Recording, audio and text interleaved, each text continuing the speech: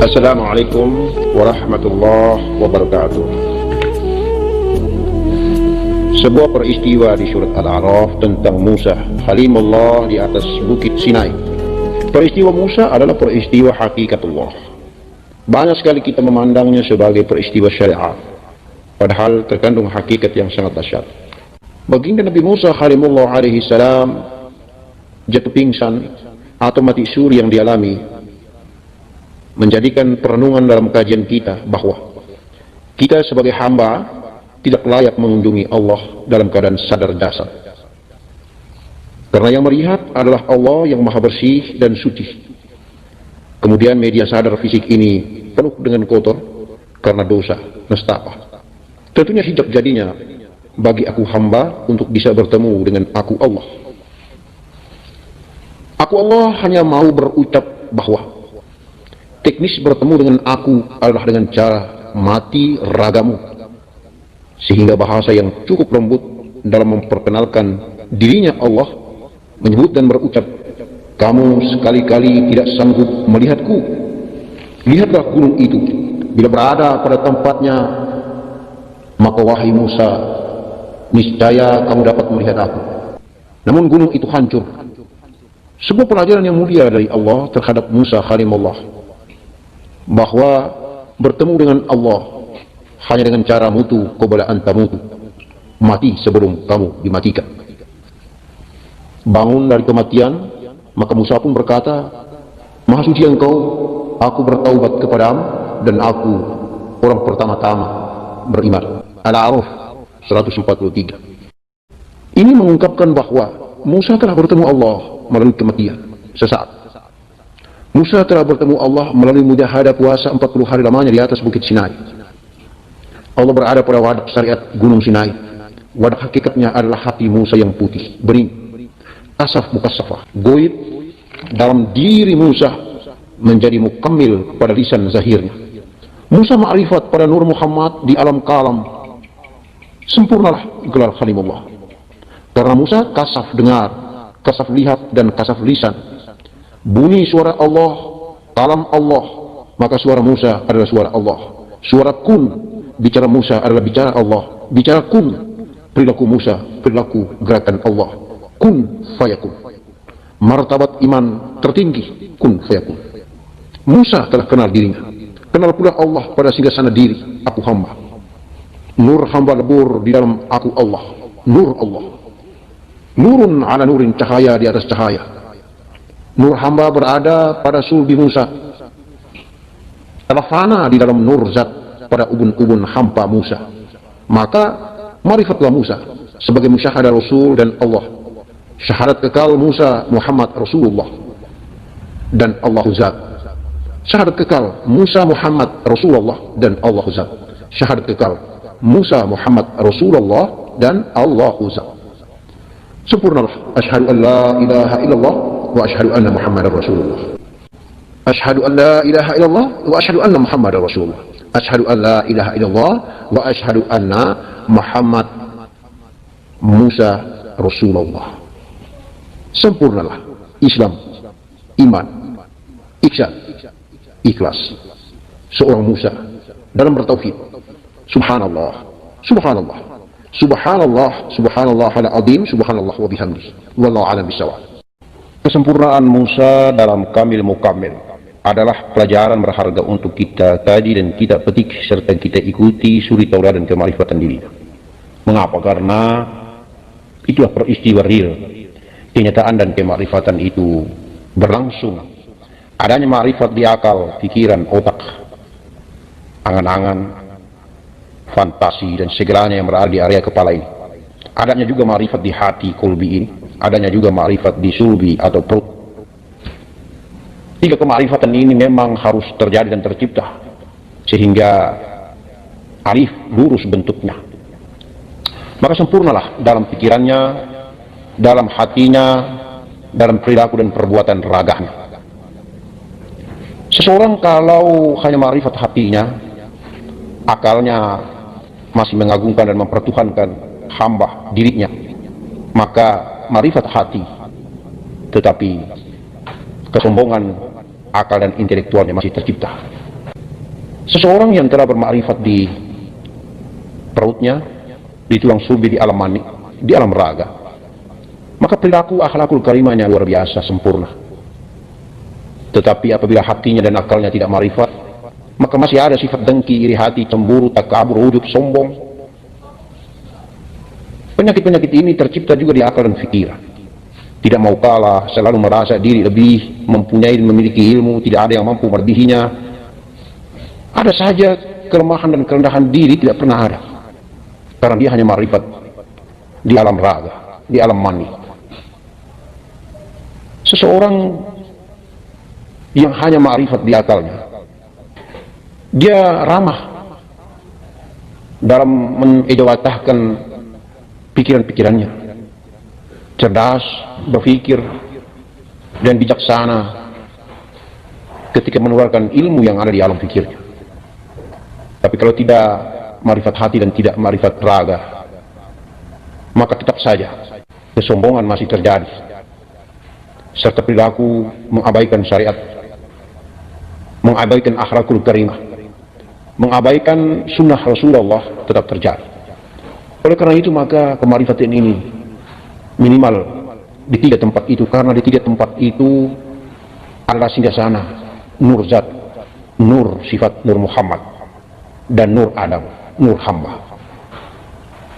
Nur zat yang biasa turun naik singgah di ladang hati, sehingga nur zat dan nur Muhammad ini seperti tidak terbedakan antara kristal dan air. Ketika kristal ditenggelamkan ke dalam air, maka tidak diketahui adanya kristal di dalamnya. Begitulah nur zat dan nur Muhammad di hati.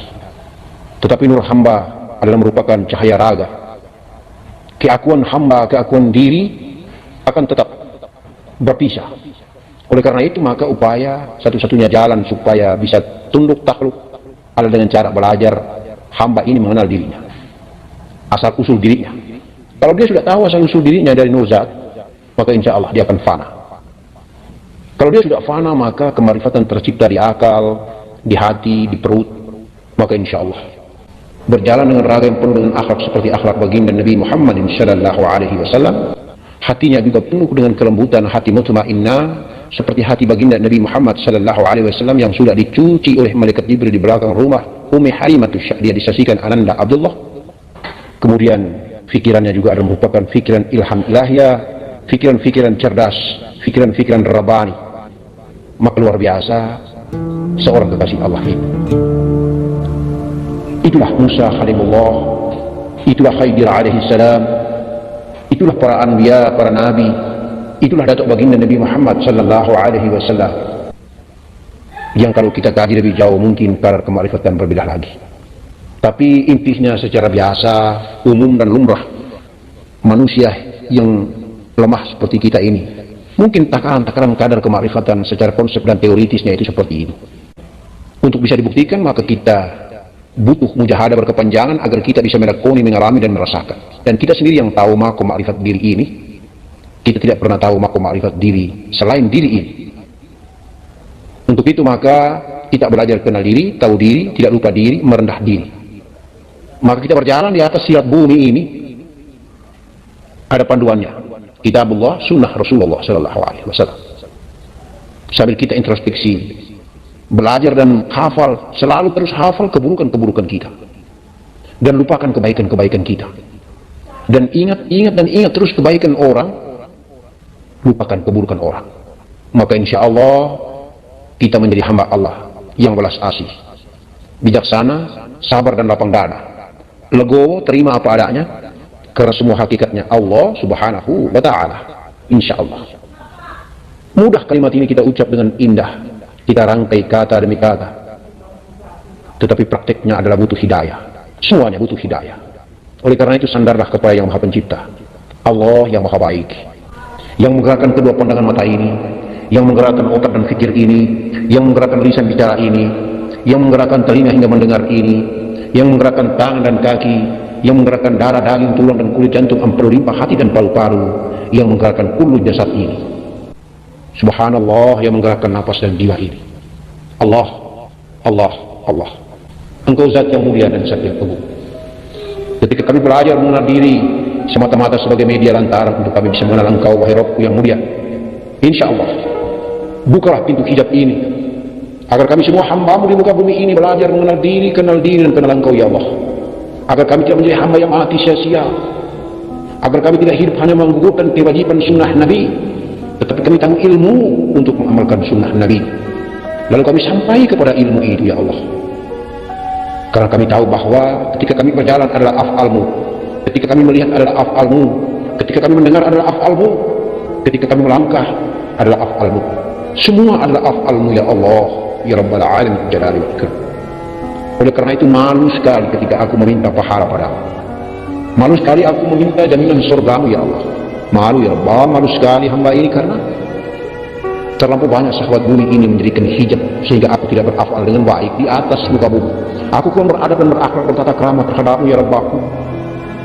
Ketika aku masuk di atas sajadah, aku tidak pernah menyadari bahwa aku lagi mau menghargaimu ya Allah. Kakiku berdiri dengan tegak dan kesombongan dengan keangkuhan aku hamba ini. Aku malu ya Allah. Sebenarnya aku sadar bahwa aku ingin bertemu dengan Engkau di atas ambang sajadah. Sebenarnya aku harus menitiskan air mata cinta karena aku merendah. Tapi terlampau banyak aku sombong dan angkuh walaupun sudah di atas ambang sajadah. Yang sebentar lagi Engkau terbangkan aku bertemu dengan Engkau, wahai Zat yang mulia. Allah, ampunilah kesalahan zahirmu ini. Ampunilah kesalahan dan dosa zahirmu ini. Bimbing dan tuntunlah wahai Maha Guru Allah subhanahu wa ta'ala. Bimbing dan tuntunlah melalui zahir ciptaanmu Rabita Mursyid baginda Nabi Muhammad sallallahu alaihi wasallam. Bimbing dan tuntunlah melalui zahir cahayamu para malaikat Jibril alaihi salam, Mikail, Israel wa Israfil alaihi salam.